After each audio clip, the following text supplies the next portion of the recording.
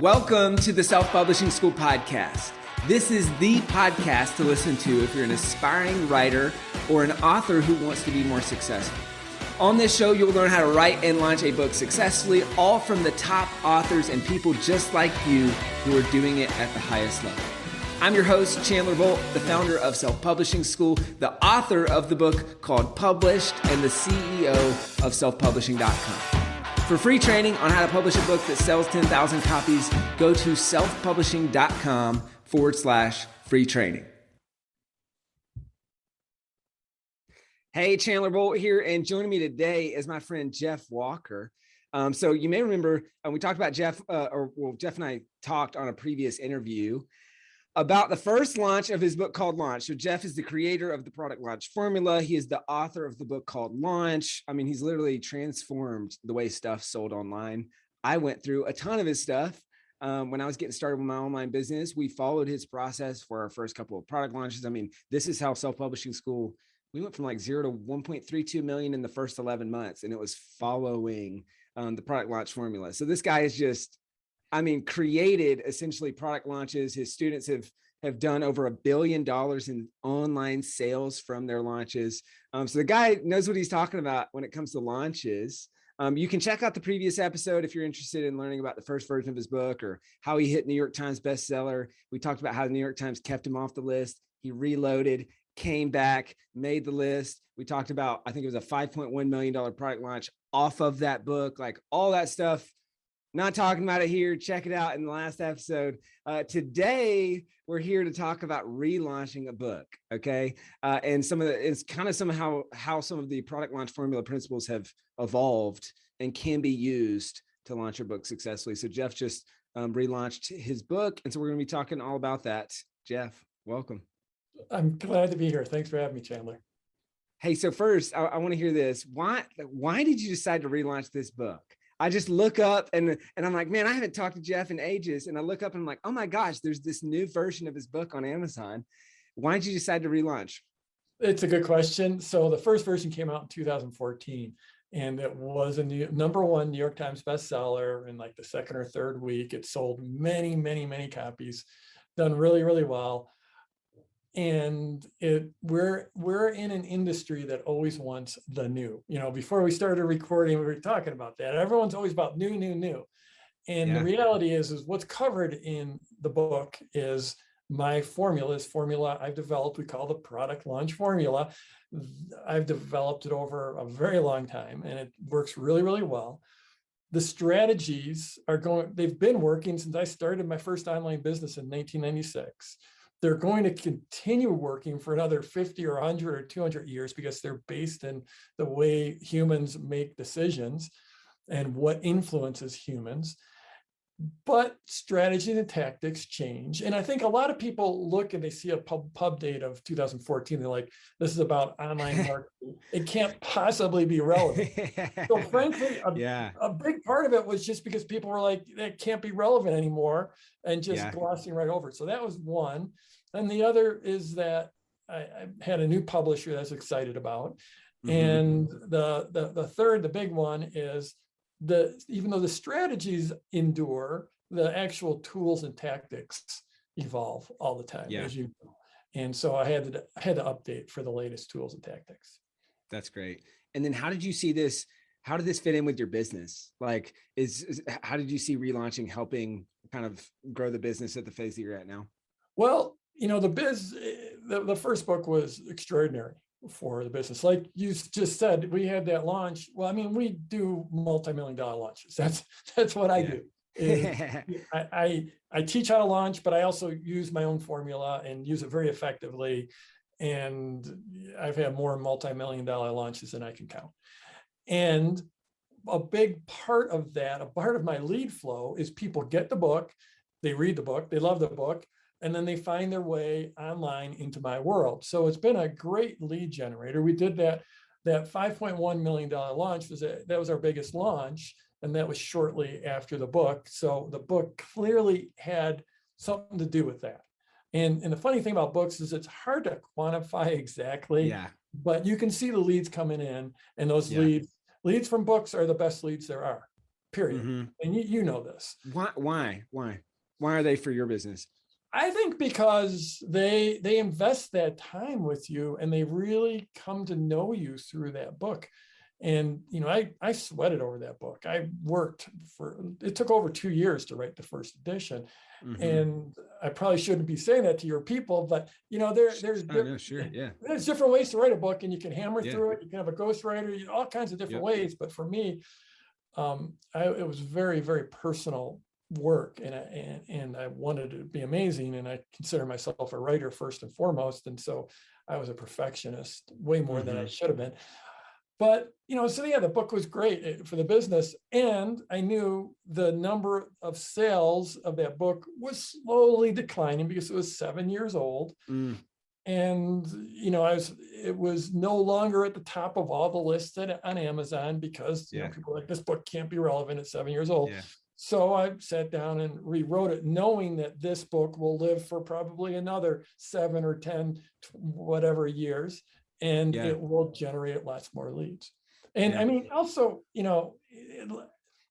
I wrote the book because I knew it would grow the business, but I also wrote it because I wanted the legacy piece. I invented this process, and sooner or later, history books are going to be written, and someone's going to get the credit for this. And I figured, I was the one who invented it. I might as well get credit. If I wrote the book, then maybe plant your flag on these concepts and frameworks and all those things.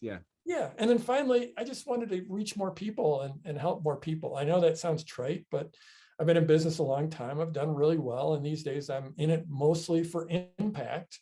I love the income. I love the lifestyle. I love having people tell me I changed their lives. But, at the end of the day, these days, I don't really need to do this anymore. I'm doing it for the impact. And if I can help more people with the book, then I can with an online course, then so much the better. That's great. And the book will be here long after you're off this earth, still changing lives and helping people, which is, it's a beautiful thing. So talk to me, or actually quick follow-up question. If you don't know this, totally fine. Do you, any ballpark on how many copies the first version sold?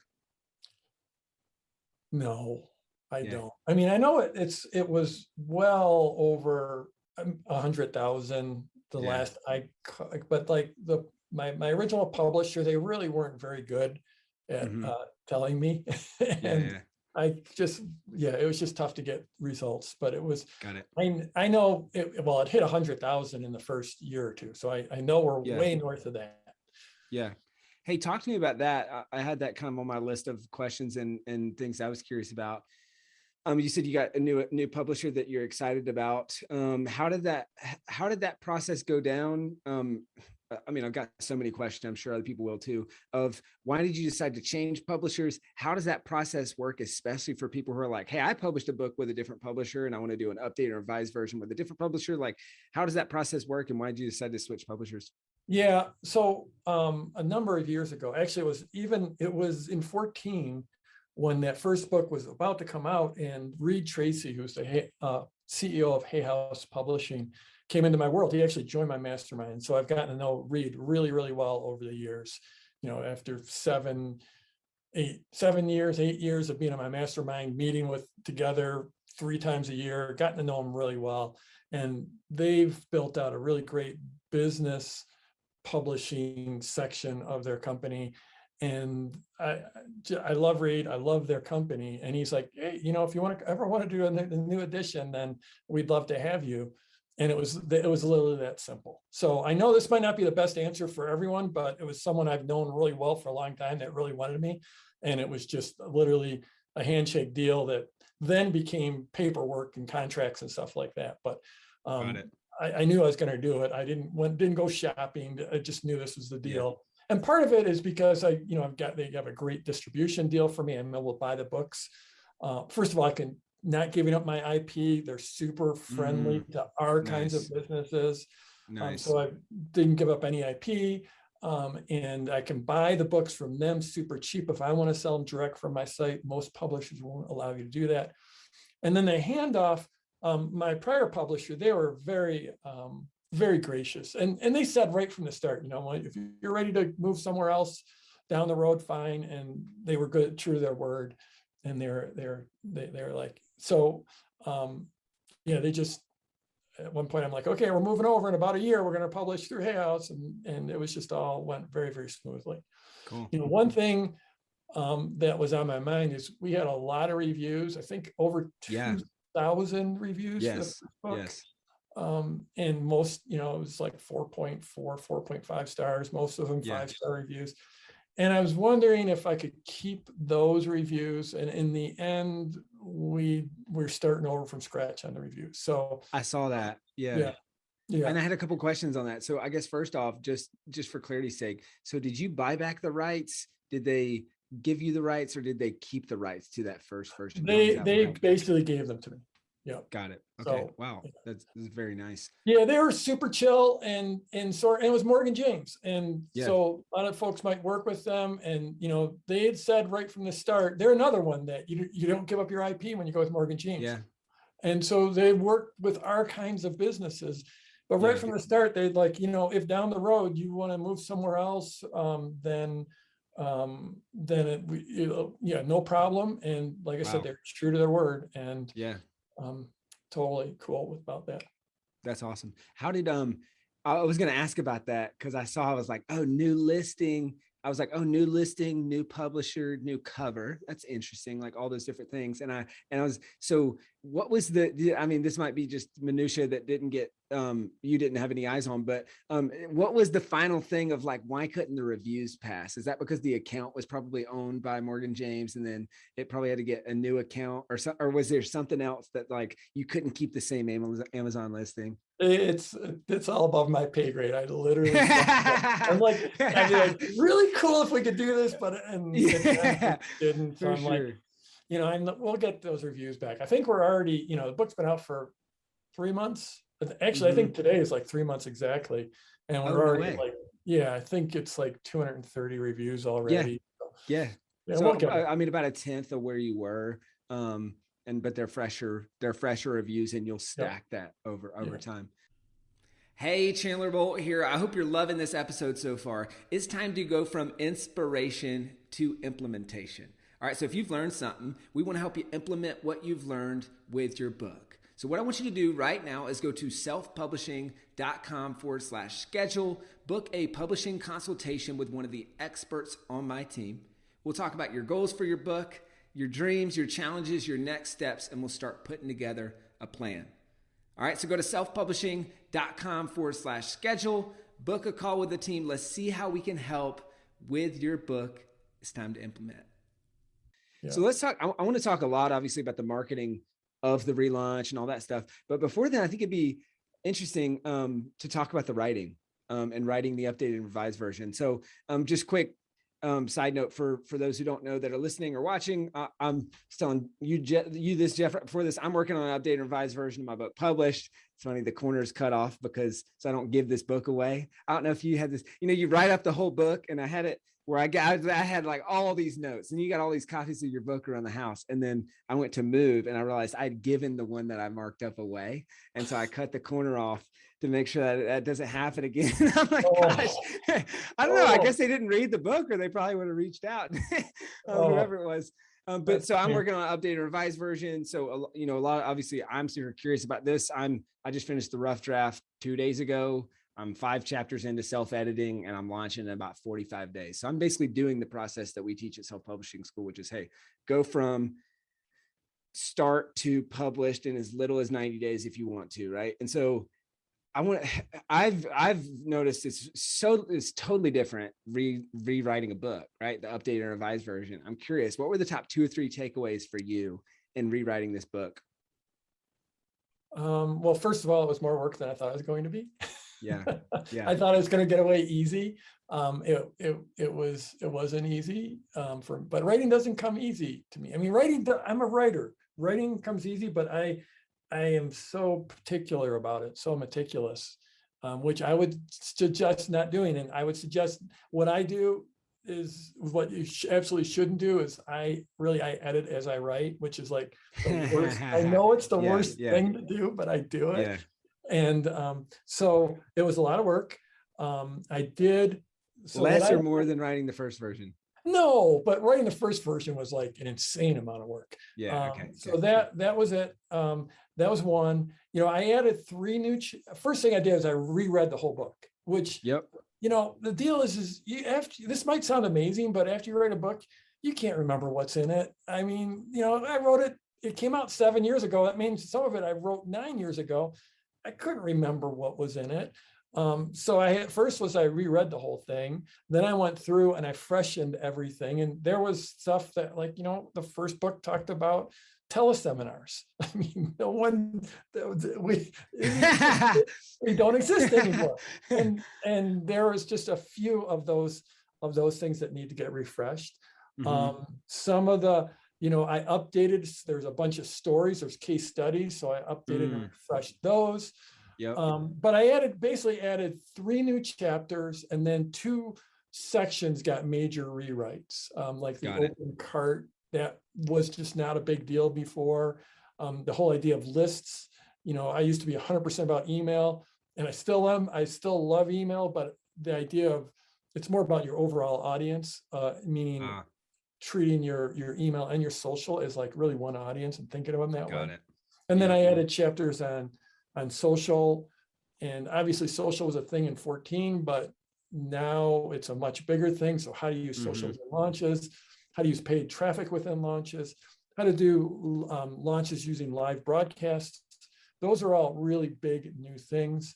And so added those, tweaked and refreshed the whole thing, took out a story or 2. Frankly, this is one thing I did, Chandler, is I read the 1-star reviews on Amazon.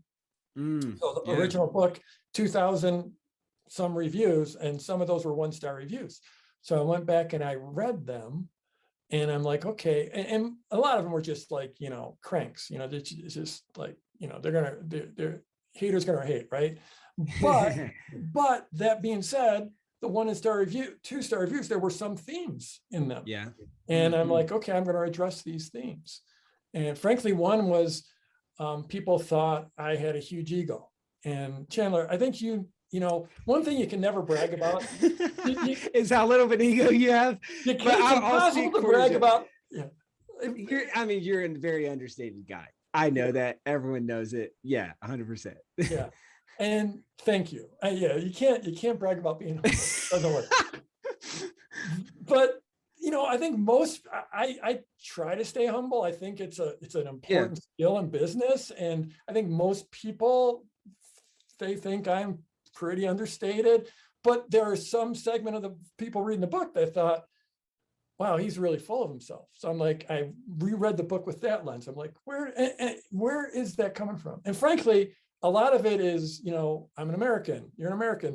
A lot of people around the world think Americans are really full of themselves. So I treated it through that lens. And another one is the things was people thought, they said, it's just this to upsell you into the course. It's just all about his course.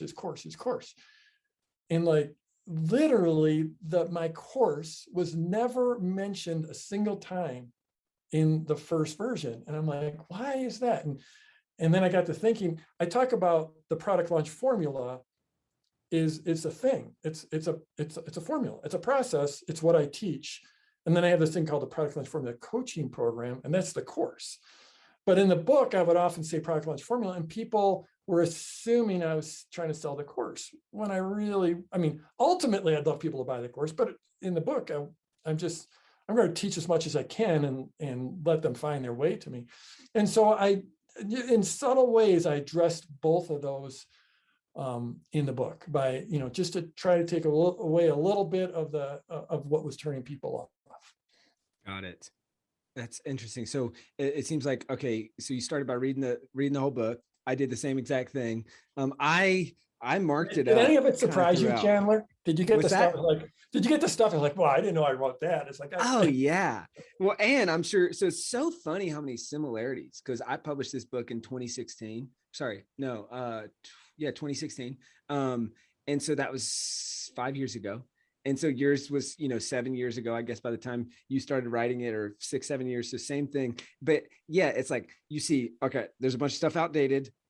Some of this just sucks. Like, I've learned so much more since I wrote this. Like, this is just such an elementary version. Like, our programs have iterated hundreds of times since then, and this book hasn't, right? So it's like, Mhm. okay, this just needs a facelift. But then, yeah, did you mark up the book, or did you make like a note list and then work in the doc, or like just I, process wise, how'd you do that? yeah, I in Microsoft Word, I just went Yeah, through it. I made comments as I went through. cool. So so you read it in the in the doc and then made comments. I Okay, did. that's Yeah. smart. Yeah, I don't I went know. the I analog route. generally, I mean, I don't know. It might have been better to do hard. Well, like, yeah, I don't know if it was the best. Just the way I did it. Yeah, In retrospect, I might have had just done a printout, and as opposed to the book, like a little larger format to make notes, because I do like to yeah, write stuff. But yeah, that worked. And that yeah, way I could pass it along to like editors and team and stuff to take a yeah. look at and bounce That's through. nice.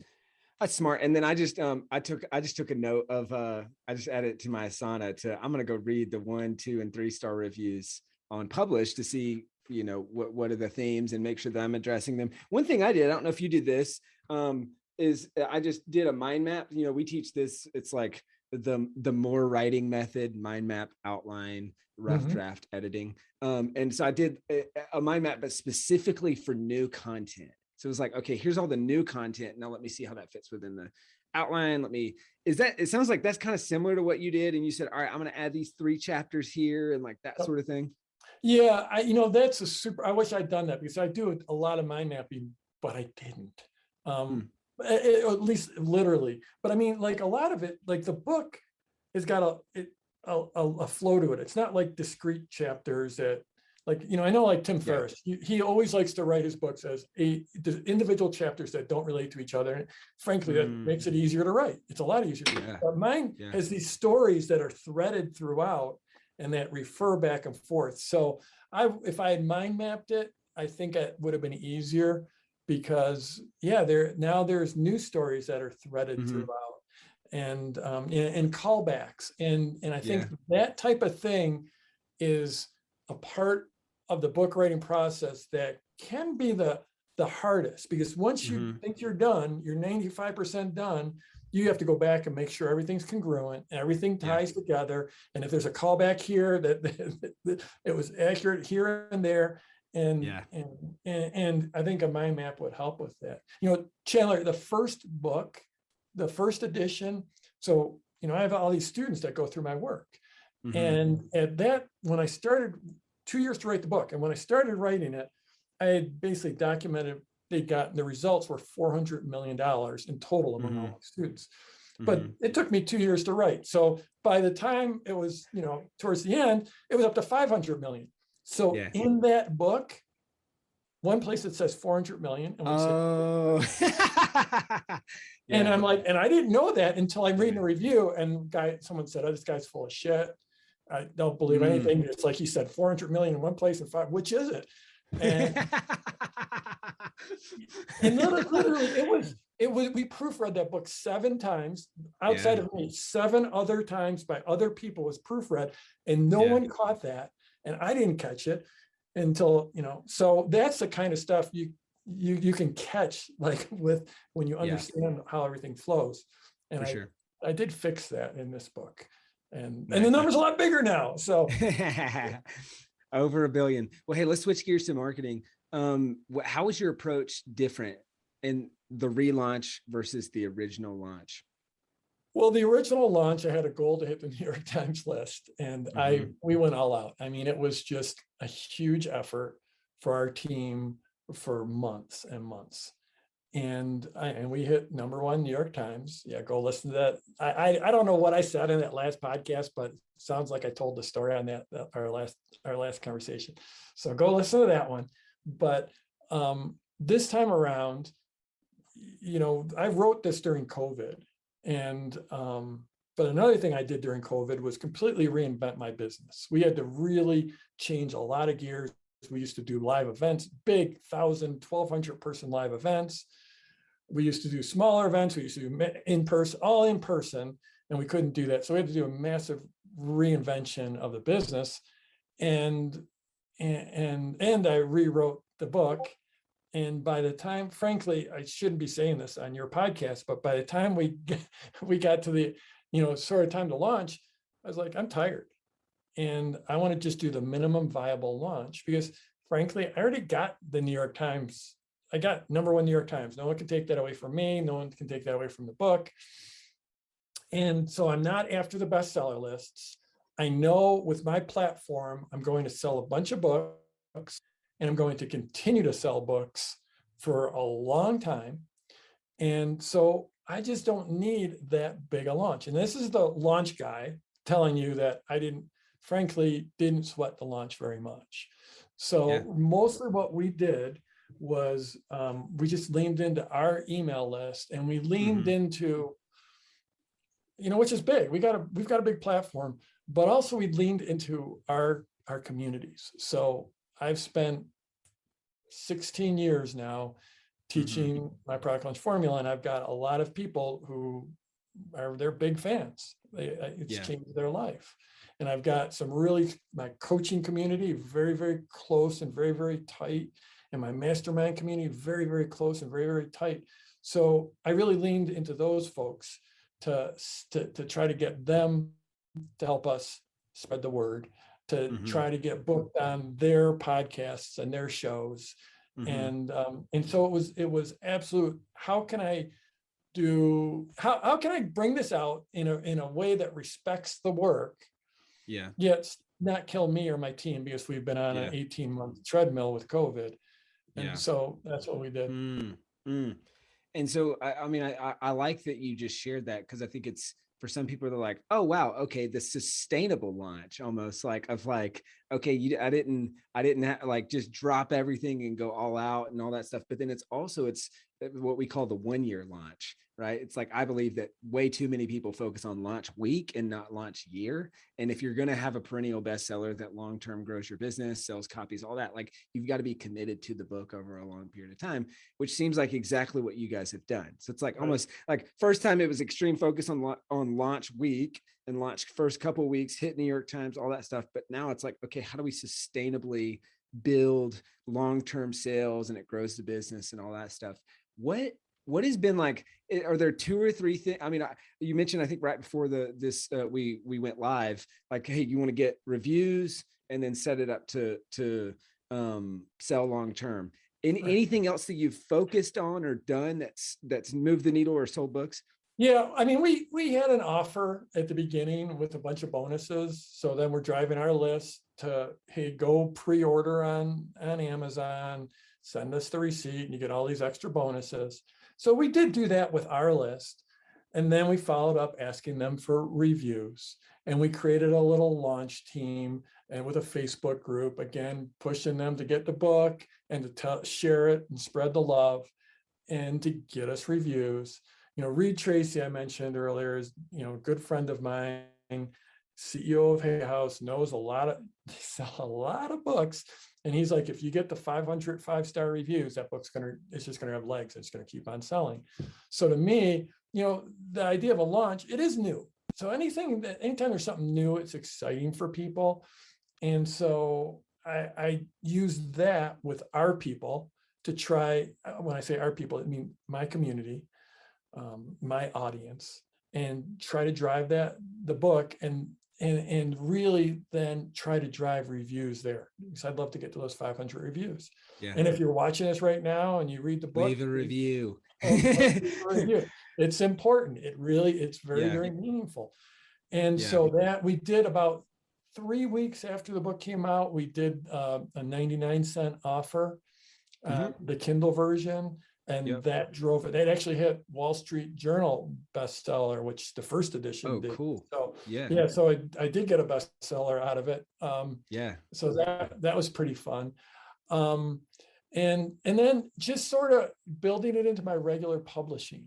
So that I mention it because I do a weekly video, blog thing that I've been doing. I don't know, there's 500 of them. I've been doing it forever. And so now just starting to build in the mention of the book, because those videos get viewed, they're evergreen, they get viewed forever. So those big ones. And we're about to go into a big launch for my coaching program that I do once a year. And I guarantee that a lot of people will be watching and say, okay, this online course sounds amazing, but I'm going to go check out his book. And even though I don't mention the book, but they'll go check it out. So that'll drive a spike in Boost sales as for well. sure. You know. Anything else that you've set up intentionally to say like, all right, we're doing these one or two things to sell books long term? You know, what we haven't set up, because we're about, our big sprint right now is to do this launch, but we will eventually set up some type of deal where we're selling it off of our site. And we'll probably do like, we haven't, this isn't 100%, but I would be surprised if we didn't do some type of a free plus shipping offer, and just sell it off our site. And I know doing that, even if we're giving it away for free and you're charging $7 or $8 for shipping, and then that allows you to drive paid traffic into that page. And because you're getting the leads, and the leads are so valuable, and usually there'll be some type of an upsell afterwards. Which I'm sure, you know, you teach and you're, you know, all that. But for sure. One thing I do know is that allows you to spend money to drive traffic to your site for your book, but that will also, people will end up going to Amazon and buying it. So it gives you the capability to spend money advertising where you really can't. I don't think you can really make that work to spend money for advertising direct into an Amazon sale. I don't know, maybe someone's making it work, but I'm not familiar with them if they are. Unless you're running Amazon ads, but then you don't keep the customer data and there's no upsells, and you're basically relying on the book to do the heavy lifting. Hey, we're almost at time here. I've got a couple kind of just like rapid fire questions for you. I noticed you, I can't remember if you did the same with the first book, but I noticed at least for this one, I think you did it both times. You recorded the audiobook yourself. I'm assuming that's intentional to build affinity and like, and kind of escalate people from book buyers to customers and that sort of thing. Was that kind of the thought process? Yeah, I actually, last time I didn't, and this time I did record the audible version. It was a lot of work. It was hard. One of the hardest things I've done in my business. But, you know, I have this audience, they're used to hearing from me, and they've been hearing from me for years. And I know that I heard from a number of them before that they wished I had recorded the first version. And now I've heard from a lot of them that they're happy I recorded the second one. So, cool. Yeah. No, it was I mean, I worked with like crazy, insane pros. These guys were super pros, but like literally every page, I would have 4 or 5 or 6 restarts where I'd say something that wasn't perfect, but they reassured me that even the full-time professional audiobook readers still have the same experience. For sure. Yeah. And so it came out really good. I usually hate listening to myself, but it came out really good, and people loved it. And you know, it's a greater intimacy. You know, at the end of the day, that intimacy is going to it's going to drive them to take action with what they've heard or read. And it's also going to bring them more into my world. And I know we have people buying both the hardcover, well, either the hardcover or the Kindle, and also buying the audio and sort of doing the reading it while they're listening. And I think they're doing it a lot more because it's my voice. Yeah, I would believe that. Are you still selling the original copy of the book, or is this new, is updated or revised only? And either way, what's the why behind that? So there's still a few copies of the original that I think were in stock wherever. So they're selling out. And then of course there's the international versions. You know, I don't know, there's 12 or 14 or 16 different languages, and those are all on individual deals, and they'll keep on going until they expire, whenever they expire. Some of them like this year, some of them 5 years from now. Got it. So, yeah. Cool. That makes sense. Well, Jeff, knowing what you know now, what would be your advice to someone who's thinking about relaunching their book? Well, I'm really happy with it because it's a lot better book. It's tighter, it's better edited, it's better written, it's better for having gone and watched those 1 and 2 star reviews. So I do love having a book that I love. And I love that first version, but I really, really, this is so much better in every way.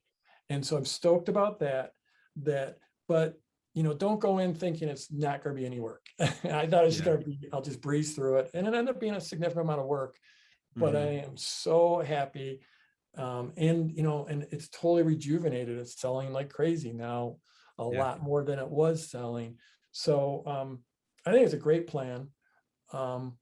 It's sort of a do-over, the first time through, there's so much that's unknown. And I think we hit it out of the park with the first one, but just getting it 10 or 15 or 20% better. I really feel great having this book out there. That's great. Awesome, man. Well, hey, thank you so much, Jeff. This has been amazing. Where can people go to find out more about you, your coaching program, buy the book, all that good stuff? Well, the book's anywhere. This is what it looks like. Here we go. You can find it anywhere. Books are sold. Amazon is a great place to get it. Just called Launch. And then if you want to know more about what I'm doing, productlaunchformula.com. That's productlaunchformula.com. And that's where I just give away all kinds of free training. Periodically, I do it as like a live launch where everyone can go through it and go through all my training. So that's the best place to really find more. Cool. Productlaunchformula.com. Guys, Jeff's the real deal. I've obviously learned a lot from him, and self-publishing school would not be what it is. And there's a good chance it wouldn't exist because we wouldn't have had any money to get out of the first year. And following the product launch formula is a big part of how we launched. And then ultimately that kind of gave the cash and the fuel to invest, to grow, to scale, to all that stuff. So check it out. It's legit. Jeff, thank you so much, man. You're welcome. Great to be here with you. Thank you so much for watching or listening to this episode of the Self-Publishing School podcast. I know there's so many places that you can be spending your time. There's other podcasts that you could be listening to, YouTube channels that you could be watching. So thank you so much. It means the world. Now, I want you to do 3 things right now if you found this episode helpful. All right, number 1, I don't know if you know this, but we've got a YouTube channel. It's a companion channel to this podcast. All the video versions of the episode are on the YouTube channel. So number 1, subscribe to the YouTube channel. Number 2, if you're listening to this podcast wherever, whether this is Spotify, Apple Podcasts, number 2, I want you to subscribe to this podcast right now so you don't miss a future episode. And then number 3, this is probably the most important, leave a review on the podcast. All right, reviews are super important and help the podcast get discovered by other people. So number 3, leave a review on the podcast. Thank you so much. I'll see you in the next episode. If you're on the fence about scheduling a publishing consultation call with my team, maybe you're not quite ready for that, I've got some free training that I think will be really helpful for you. All right, all you have to do is go to register to sign up. Go to selfpublishing.com/free training. When you do, you're also going to get a free digital copy of my new book, Published. And on that training, you're going to learn the next steps, so how to implement with your book. So how to write, how to publish, how to launch successfully. So go to register right now at selfpublishing.com/free training. I'll see you there.